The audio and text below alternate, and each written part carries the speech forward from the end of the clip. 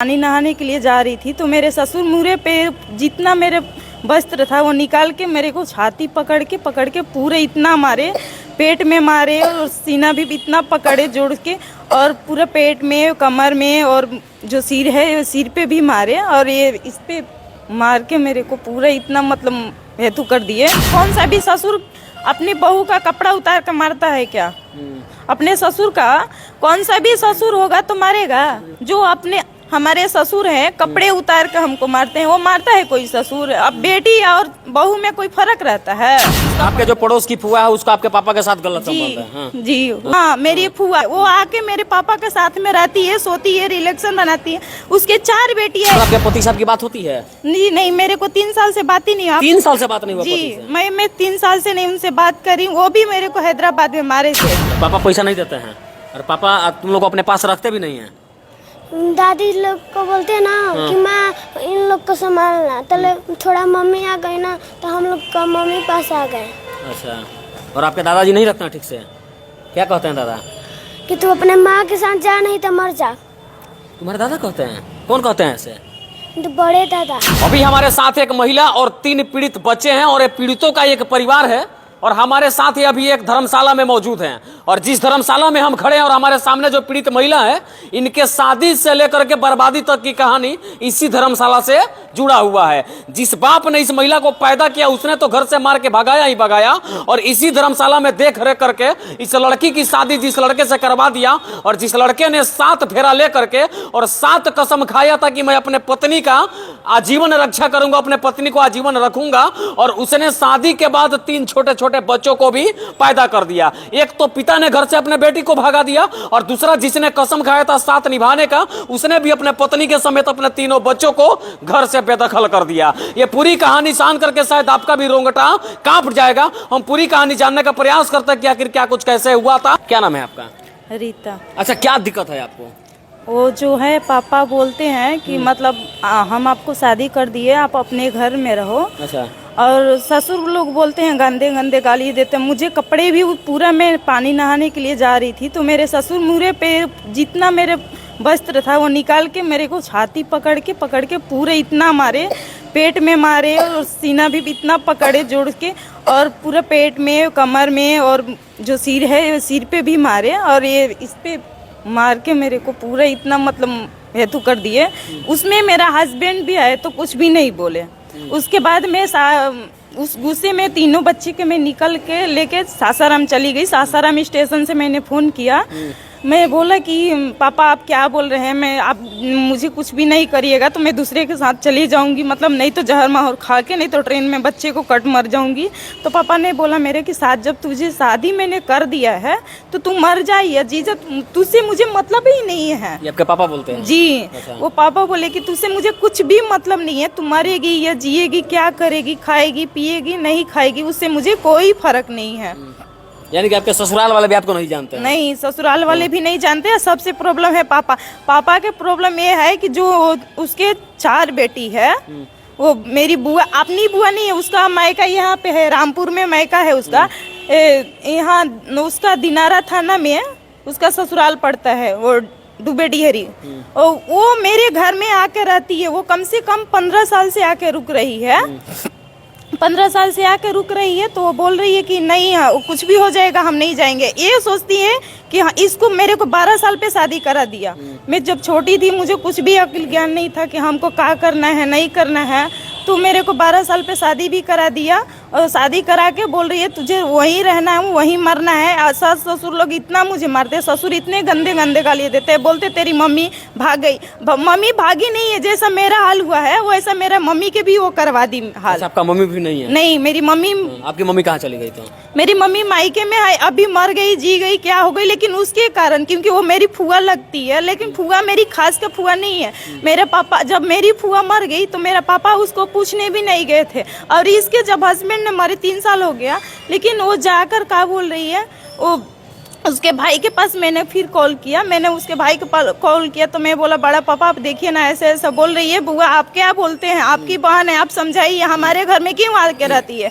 ठीक है, उसके जगह पे हमारी बुआ आती तो हम मानते कि हमारे पापा में हक है, हिस्सा लेने का, घर द्वार में हक है हमारे पापा में। तो फिर आपके घर कहाँ रहती है, क्या कारण है? वही वो मेरे पापा से रिलेशन रखती है। गांव वाले भी बोलते हैं कि मतलब वो रखी है तुम्हारे पापा को, तुम बच्ची थी, छोटी थी। आपके फुआ? हाँ, मेरी फुआ नहीं है, खास करके वो हमारी दादी का वो भतीजी है। वो आके मेरे पापा के साथ में रहती है, सोती है, रिलेशन बनाती है। उसके 4 बेटियां, एक बेटिया पांडेपुर में है, यहाँ धर्मपुरा के पास है, और एक बेटी है उसकी गोपालपुर में, एक बेटी है उसकी जमोढ़ी। यानी कि आपका जो आपके जो पड़ोस की फुआ है उसका आपके पापा के साथ गलत संबंध है? हाँ। जी, उसके और इसलिए आपके पापा आपको नहीं जानते हैं? और आपके पति क्या कहते हैं? वो बोलती है, मेरी फुआ बोलती है कि वो हाँ वो क्यों यहाँ पे आएगी, हम रहेंगे, उसको मत रखिए।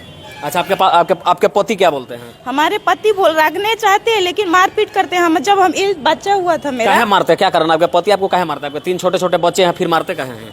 नहीं, पहला बार तो मुझे जहर भी दे दिए थे, 3 बार जहर दे दिए, तो मैं मुश्किल से निकल चली। आपके पति जहर दे दिए थे? मेरे पति नहीं, मेरे अजिया सास ने दिलवाई थी। मैंने कहा है आपको लोग कहा नहीं ठीक से रहने देता है, क्या दिक्कत है? क्योंकि मेरे बोलते हैं उन लोगों की तेरे पापा नहीं जब जानते हैं तो हम लोग क्या जानेंगे। तेरे पापा में जो भी गलती है तेरे पापा में ही है। पापा तेरे को इतना गलत इल्जाम लगाते हैं, और तेरी बुआ है वो क्यों रहती है यहाँ पे, तेरे को क्यों इल्जाम लगा? कहीं ना कहीं आपकी जो पड़ोस के फुआ का संबंध आपके पापा के साथ है, आपके ससुराल वाले भी जानते हैं जी, और इसलिए वो लोग आपका इज्जत नहीं करते हैं जी, इसलिए मेरे को नहीं बोलते। अच्छा, आपके पति अभी रहते कहाँ हैं? अभी हैदराबाद में रहते हैं। हैदराबाद में आपके पति साहब की बात होती है? नहीं, मेरे को 3 साल से बात ही नहीं। 3 साल से बात नहीं हुआ? जी, मैं 3 साल से नहीं उनसे बात करी। वो भी मेरे को हैदराबाद में मारे थे, हैदराबाद में मुझे मारपीट कर दिए थे। फिर अभी आप रहती कहाँ हैं? मैं अभी आके पापा हैदराबाद में मैं भी रहती थी। मैं झाड़ू पोछा करती थी, झाड़ू पोछा करके मैं कैसे भी तो खाना पीना अपना करती थी। झाड़ू पोछा करके मैं खाना पीना करती थी। तो अभी मैंने अभी तो आ गई मैं मायके में। वो ताला तोड़ दिया तो मेरे पापा तो नहीं भेजे, लेकिन वो बोली है, दूसरे लोगों के बोली है कि तुम आ जाओ यहाँ पे, जाओ वहाँ पे जाके तुम उसको बेइज्जती करो, वो कि फिर यहाँ से भाग जाए, नहीं तो अपने ससुराल जाने के लिए बोलो उसको, नहीं तो जहाँ मर्जी उसको। आपके पापा भी चाहते हैं कोई मेरे यहाँ नहीं रहे, और ससुराल वाले रहने नहीं देते हैं? नहीं रहने देते हैं। और उसका जो का नाम है, मेरी जो बुआ है पापा के साथ में रहती है, वो उसका का नाम है यहाँ पे क्यों रहती है? तो मेरा का नाम ठीक है, हम नहीं रहेंगे, हम अपने ससुराल भी चले जाते हैं, लेकिन तुम क्यों रहती हो? तुम तो मेरी बुआ नहीं लगती हो, तो फिर यहाँ पे क्यों रहती? कहीं ना कहीं गलत संबंध है, इस वजह से आपके घर में आपकी बुआ रहती है? जी, 15 साल से रुक रही है। 15 साल से संबंध है जी। अच्छा, एक बात बताइए, आपके परिवार में आपके अलावा और कौन कौन है आपके मायके में?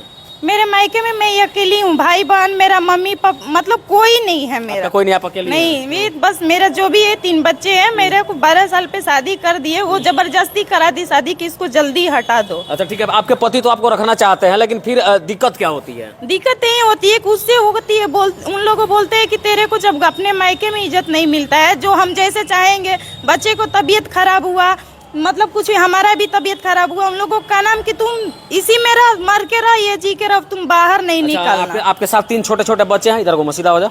अच्छा, इन लोग का तबीयत खराब हो तो इन लोग का खाना पीना कपड़ा कहाँ से मैनेज करती है, कहाँ से पैसे आते हैं? वही थोड़ा चावल का भी आधा किलो का भी पापा पड़ोस के बच्चे को दिला कर इन लोगों को पालन पोषण किया है। तो वो भी बोलते हम आधा किलो चावल लेके जाएंगे तो उन लोगों बोलेंगे 50 किलो चोरी कर ली है, 20,000 रुपया का, कभी 50,000 रुपये के मेरे ऊपर चोरी के इल्जाम लगाते। उसके अनखुन कर करके मुझे बहुत मारते पीटते रहते हैं, और उसमें पापा मेरा कुछ भी नहीं करते। बोलते हैं तेरे को मार रहे हैं, पीट रहे हैं, खा जो भी कर रहे हैं, भूखे और सोला रहे, वो तुमको रहना है उसी घर में तो रहना है, बस मैं तेरे को शादी कर दिया है। और बाकी समझ सकते हैं कि इस महिला के साथ जो समस्या है वो बिल्कुल गंभीर समस्या है। थोड़ा इन बच्चों से जानने का प्रयास करते हैं। क्या नाम है?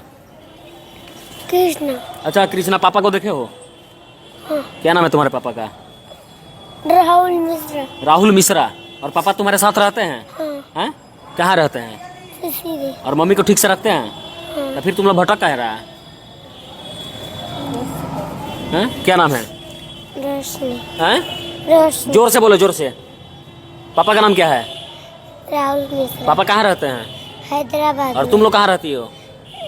मम्मी पास। मम्मी के पास। मम्मी कहाँ रहती है? हैदराबाद नहीं रहती है? मम्मी हैदराबाद थी, बाबू के लेकर, फिर आई हम लोग। अच्छा, पापा तुम लोग को पैसा वैसा देते हैं कि नहीं देते हैं? नहीं देते हैं? नहीं। कब से नहीं देते हैं? जब से तब से नहीं। तब से नहीं देते हैं। क्या नाम है? दिव्या कुमारी। अच्छा, पापा को देखी हो? कहाँ रहते हैं तुम्हारे पापा? बाहर बाहर रहते हैं। क्या करते हैं? कंपनी में कमाते हैं। और आपकी माँ कहाँ रहती है?